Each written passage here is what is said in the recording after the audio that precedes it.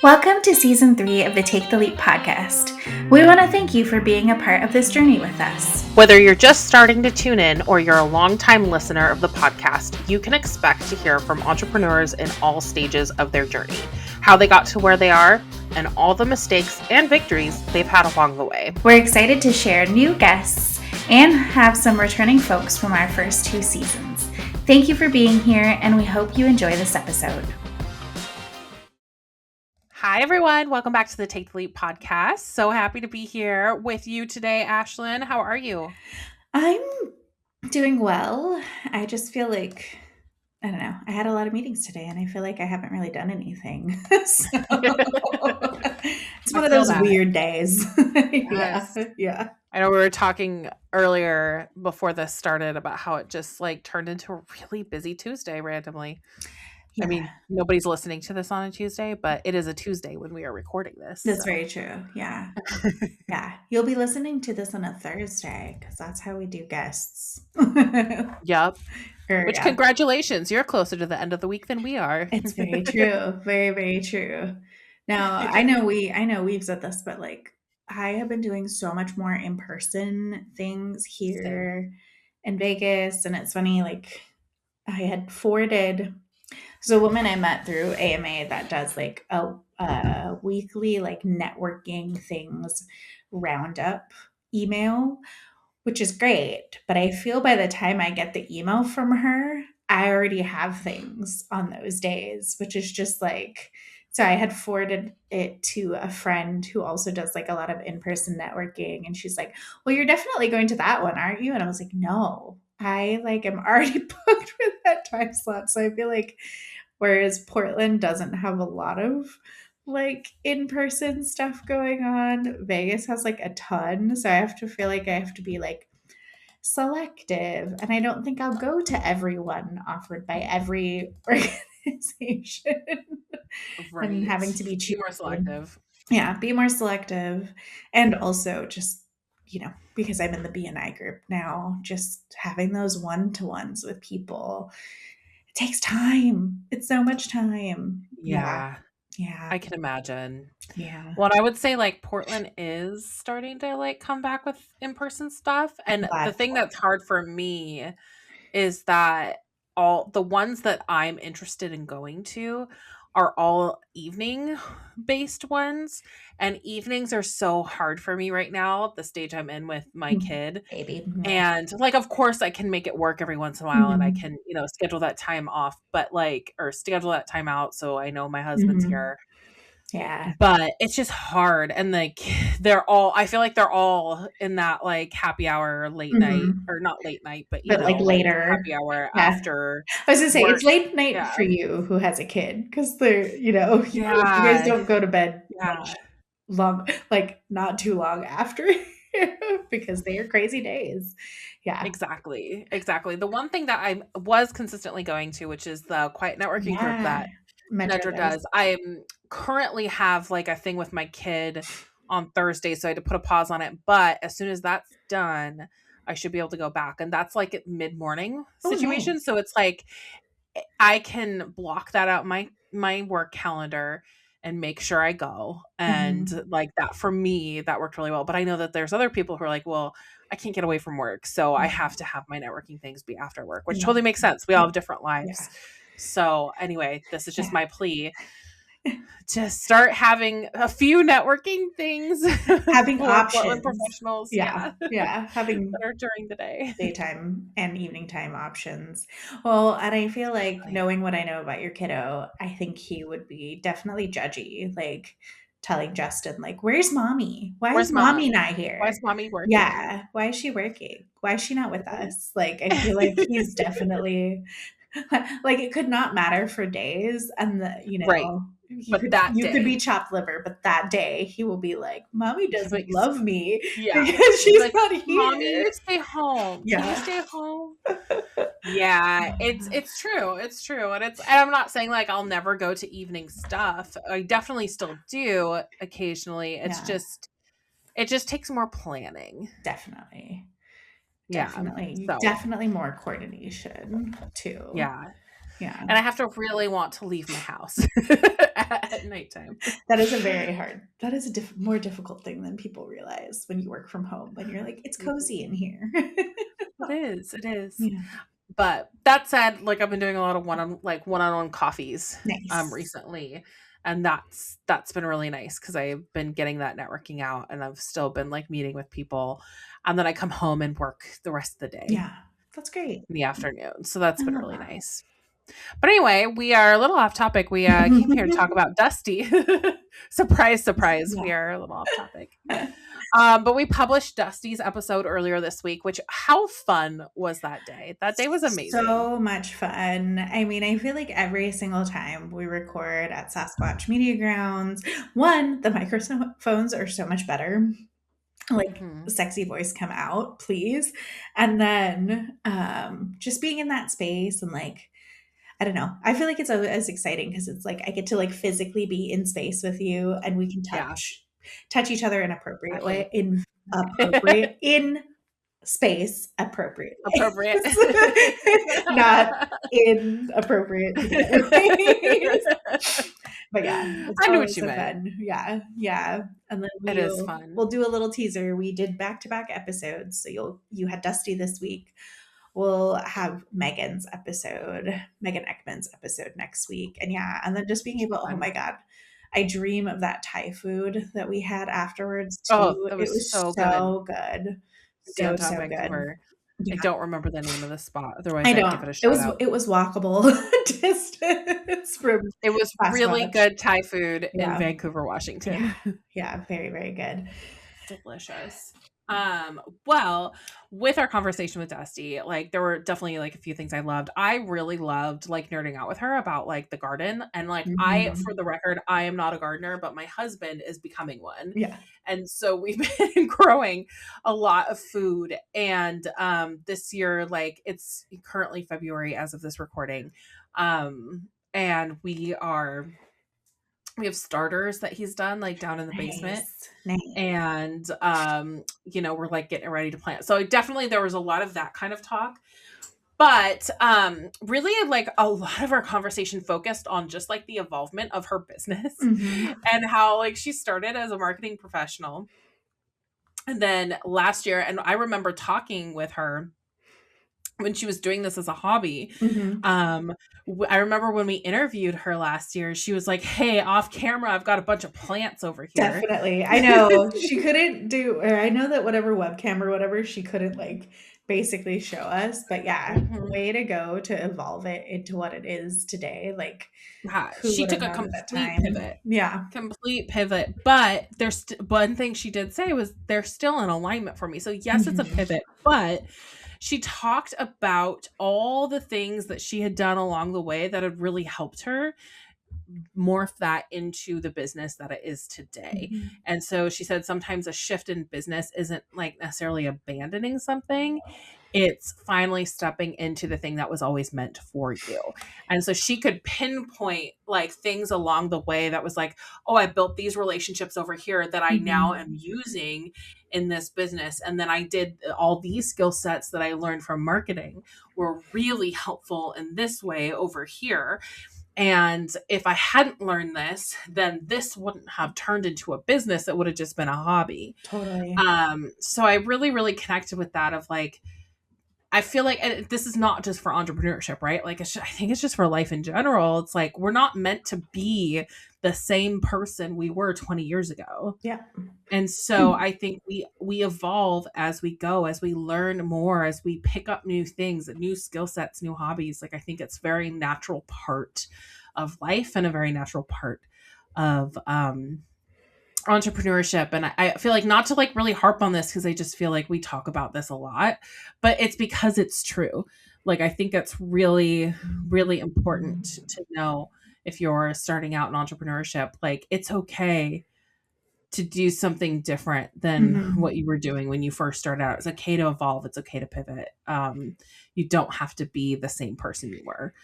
Yeah, I feel like if we went back through kind of all of our different episodes for this season, like that is a major underlying theme, especially when we think about how hard of a year 2025 was for so many of Yeah. us. Like pivots are natural, they're normal. You decide that well, and if you don't, I'm thinking out loud here. If you stay in a lane that just isn't working. I mean, you could totally dismantle your business or just like not have anything anymore. So I think it's really smart if you see an opportunity to go in a direction, especially if it's values aligned, which values alignment is something that has been coming up through a lot of our conversations in this season. Like go for it. And I think, Yeah. we do see a lot of people who enter entrepreneurship become what are called serial entrepreneurs. So, you build a business, you make the business, you sell the business, you start another one. And so it's not a scary thing, especially if, you can take those lessons along the way. And especially if, like, you're blessed like us and you understand marketing and how important that is in building a business and building a brand. So, yeah, I'm really excited to see Dusty flourishing in that. And even, in the Slack channel that we have with folks, like I just dropped something that was like, oh, I saw this application for Vancouver. I think it was like food vendors and stuff like that. I was like, I don't know if this applies, but here you go, Dusty. Like this could be an in. So I think it's really cool too that she's been exploring more opportunities to like work within the community to impact food systems, as well as like having it as a business opportunity. And yeah, if you're not already following Hearth and Hollow, folks, you definitely should. She posts a lot of cool videos of her in the greenhouse just fucking around and growing things, which is awesome. Well, and I think that's also the perfect segue, like for what you were saying, was that she's not just building a business. She has found her way to resist, Mhm. and she has found her way to make a difference and an impact in our community. And I think, we talked a lot about 2025, and really we've said this before, and we talked about it with her, and we'll probably say it again with other guests too. But like community is really the strategy, and it doesn't mean that you have to be the organizer. It doesn't mean that you have to be front and center. It doesn't mean you have to be involved in every single community action. But if you show up for even just your neighborhood, she gave us a really nice example of connecting with her neighbor and like growing food together and like talking to her about it. And then offering, some of that food to the neighborhood as well. It's like sometimes it starts with your direct neighborhood, your direct Mhm. community, people directly around you. And I think that's really, really important. So whether you need community and want to impact community through, you know, your business, a book, going and protesting, growing your own food, and helping your immediate community through that. There is a way for everybody to get involved, Mhm. and you just have to find the thing that works for you. And I thought that was really, really impactful because it's just, I feel like so many people are just not sure what to do next. And like myself included, sometimes I just get really overwhelmed Mhm. by all the negativity and the bad news that's going out. And there's not anything I can do to control what's happening, but there are some things that I can do. So what are those things and how can you make a difference? Yeah, I think that making sure that we don't feel helpless is really Mhm. important. And I can't remember if we talked about it on the episode, but I know that there was everything going down with the regional library board and some different things. So even using your voice to take micro actions in your community Yeah. is really, really important. Like we haven't published the episode yet, but we chatted with Elizabeth Dorr again, sneak preview. She's going to be back on the podcast, but we talked a lot about how to take action in your community and like what you can do to help organize, and that everybody can't be that person, that leader that like rallies all the folks. Like there are parts and pieces that belong to folks, and you don't have to feel like having to be on 24/7, but it is really important, like who are your neighbors? You know, if a natural disaster happened tomorrow, what would be your, you know, your process to helping out, keeping your family safe, keeping other families safe. I think it's just so important that we don't want to be operating, or we shouldn't want to be operating in isolation. And it could be something as simple as like knocking on the doors of your neighbors and just learning their names, you know, Yeah. as well. So Yeah. doing, That's also really important. yeah. That's a great point. Hmm. So yeah, I mean that do you have anything else you want to add about our conversation with Dusty? Only that we will probably have her on every single season, and I Yeah, cannot wait to see what she does next I with her know. business, what the She's so next incredible. evolution is. Yeah, Yeah, same. absolutely. Yeah. Same. Agreed. Well, then why don't we go on to our next section, which is what is your win for the week? Something good is definitely happening in my sales process. You know, so again, we say 2025 was a hard year. This year, I feel like left and right, I'm signing more clients and or having people who are interested. I've had multiple folks who are like, "What are your packages? What is your pricing?" And I'm like, "Yes, it's not up on my website. Yes, I have a shitty Google Doc that lists it out. And yes, I'm going to create. Well, I'm not going to create. Olivia is going to create something prettier that I can share out there." But yeah, I think definitely being more clear in who I serve, what I do, and what we're offering. And then I have that little person who's always in my head, like, if you're getting too many yeses, you're not charging enough. And I'm like, that's not true. I feel like, you know, wanting to be helpful to people is really important, and, Mhm. you know, not trying to gouge them or have a situation like what happened to my or a recent client that I signed. She was being charged like 3K a month for, and they were doing nothing. Like, I got into her ads account and I was like, they haven't touched anything since November. Like, that's disastrous. Like, so Yeah. anyways, so that's my win for right now. And also wanting to get rid of shitty agencies out there that treat their clients like crap and Yeah. just steal money from them. But what is your win for this week, Tori? Great. My win is I'm gonna go along with the theme of what we talked about with Dusty and say that our garden is becoming my win because my husband, like I said, he's put all these starters together. They're all growing. We're not quite ready to put them in the ground yet because the fake spring was here and now it's back to winter again. Yep. So, you know, we want to make sure that they don't die. Yep. But he has like, you know, like those lights or whatever, Mhm. so he can The have indoor them grow like lights. in the noise, yeah. Yeah. But he also just brought up like a whole tray of herbs too the other day, Ooh, like basil and not parsley, cilantro cilantro, and like stuff like nice. that. That he like that didn't take long to grow at all. So I'm like, we're definitely going to be doing good this year. I feel like we are trying to grow the most amount of vegetables that we've ever grown. And I'm really excited to see how that turns out. What are you guys planting?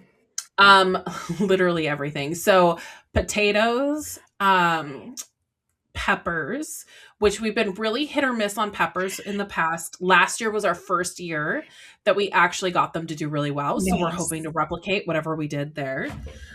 Tomatoes, I think we're gonna do some where we have some squash that we're gonna do a spinach and lettuce. Nice. Um, I think some green beans, Ooh, that's lovely. carrots, onions.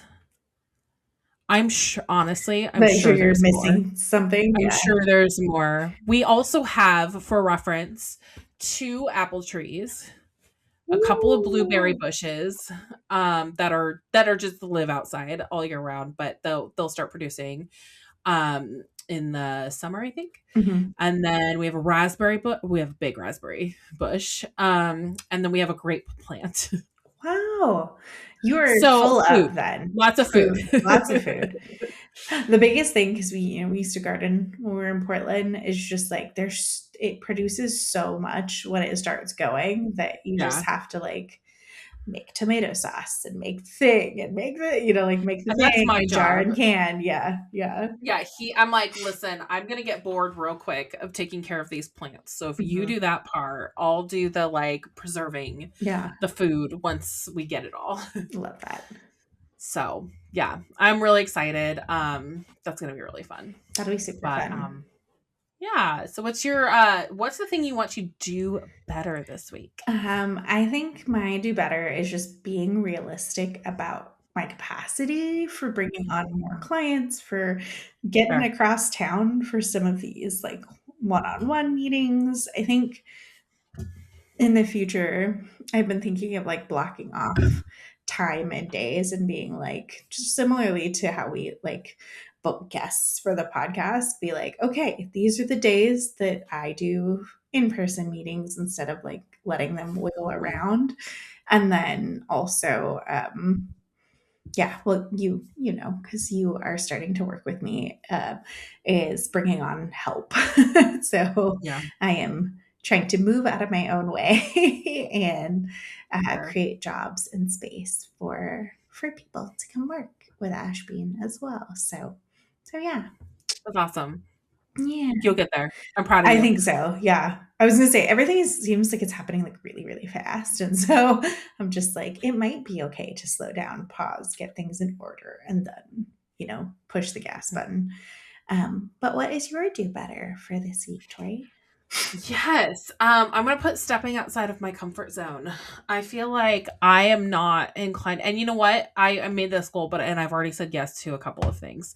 But I feel like my inclination is to just keep my head down and keep working and keep, doing my thing. But um staying in my comfort zone has never helped anyone. So gonna keep keep doing it. So yeah. And I mean that in like a business and personal way. Personal, yeah. Sometimes it Yeah. helps to just do the little step. One toe out and be like, okay, Yeah. that was, we'll pull it Yeah. back. So, yeah. Exactly. And if I just like remind myself and tell myself like, okay, I need to like a couple times in the next few months do things that make me a little bit nervous, then it's like a trend that I start doing all the time, right? Like I start doing new things more often. It's like, but I have to get myself going again, if that makes Yeah, sense. yeah. It's like a muscle. It's like when you don't Yeah. work out for a really long time and then you're like, this hurts. Yeah. Yeah, exactly. Yeah. Exactly. Yeah. Okay. To wrap this up, what is a piece of media content that you're into right now? So we are rewatching the HBO TV show Succession, which I've been is wanting to see like that. it's very interesting. I mean, so like the whole premise is that it's a family-owned media conglomerate company. The dad, like who's been the head of this for a very long time, you know, has like a health thing and says, okay, maybe it's time for me to step down. And then he's got three kids who are all, you know, like all want to step in. And then he's an asshole and he's like, I'm not stepping down, I'm doubling down on like me doing it.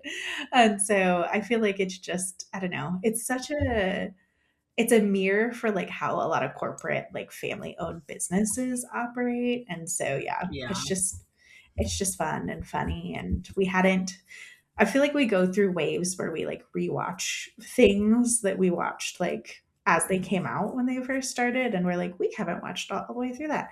I think there's only 3 seasons and we're most of the way through the second one. So I definitely recommend it. He will give, you know, as a left liberal person that I know that you are, their Republican ways may get a little creepy and gross, Yeah. but also it's just very funny.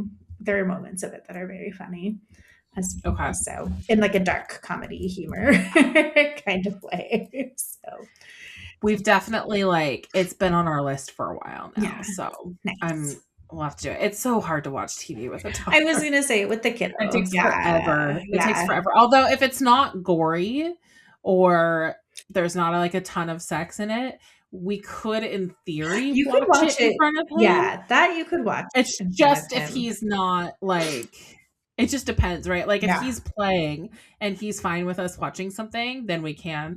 but we just might get interrupted a bit. Exactly. Yeah, there might be a lot of pausing, a lot of Yeah. rewinding. Well, and it's funny because it's like I was realizing as I was watching it again, like not a lot happened. You know what I mean? Like because it's just like the Mhm. company and like family dynamics, and so nothing like grand is happening or like surprising. So it has kind of like this is what the rich other side does, like they're getting on a Right. private jet and stuff like that. So, Right. and flying to the thing or no, he has 4 kids. But yeah, it's just, I always think it's like an interesting, family dynamic too of like, Mhm. I always think about that. Like if my parents owned a company, like would I want to work in their company? And I'm like, probably not. Cause I'd be like, fuck you. I want to start my own thing. You know what I Right. mean? Like, so, but yeah, so it's definitely interesting, but you have to get yourself like mentally in the mode to be okay Right. with corporate shenanigans.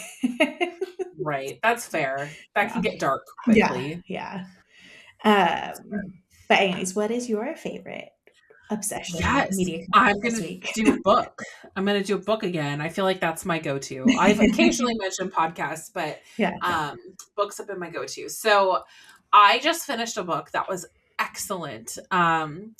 And it's not a book that I would have picked out on my own. I've been doing that a lot lately. I've been reading recommendations from people, Nice. and this is one of them. It's called So Far Gone.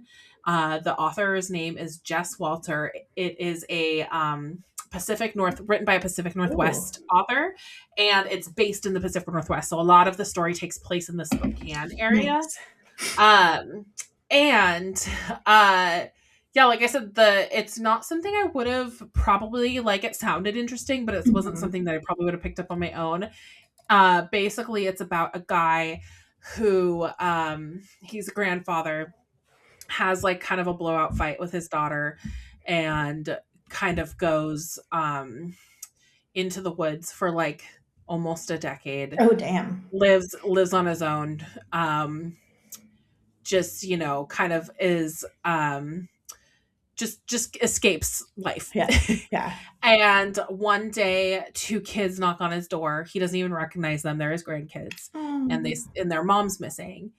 And so it's the journey of him reconnecting with his grandchildren, his family, and finding his daughter, and going through that. But the reason why it was so fast, it was all about family dynamics, and it took place during the right after the election, the first time around where Donald Mhm. Trump was elected, Gotcha.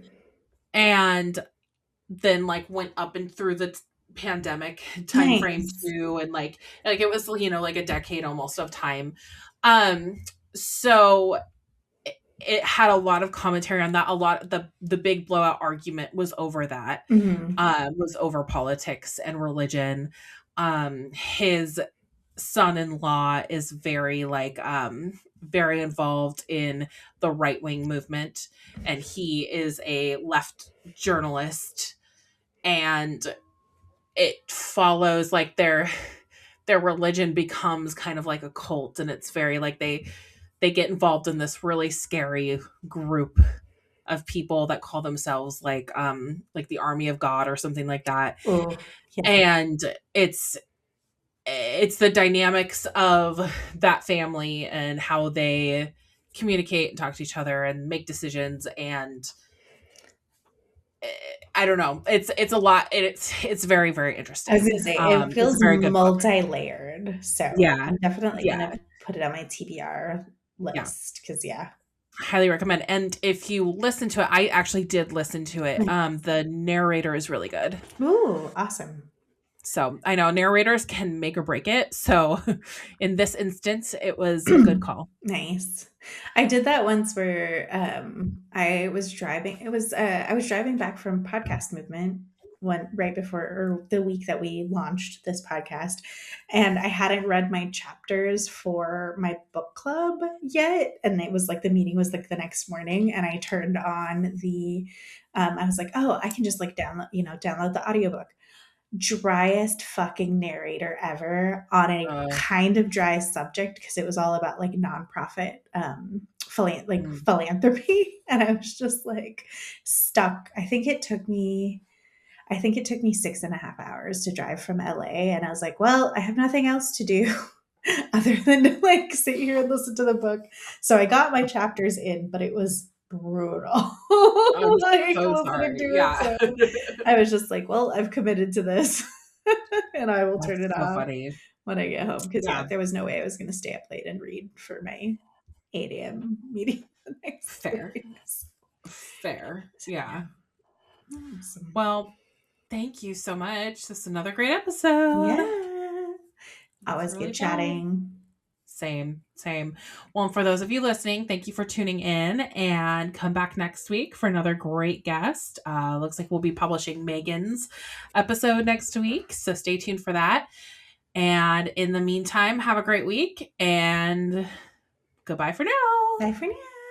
Thank you for tuning in to another episode of the Take the Leap podcast. Check out our show notes to connect with us and our guests. If you have questions about the episode or ideas for future topics, send us a direct message on Instagram or email us at aloha@taketheleap-today.com. If you're interested in being a guest, fill out the guest interest form on our website. If you're a new entrepreneur who is looking for a roadmap to move your business idea forward, check out the Take the Leap course on our website, taketheleap-today.com. Members who join the course also have an opportunity to join us in bi-weekly co-working and group coaching calls to build momentum and work on your business. And if you'd like a flavor of what we offer, sign up for our free webinar with the 9 essential steps you need to launch your business with clarity and confidence. See you next time.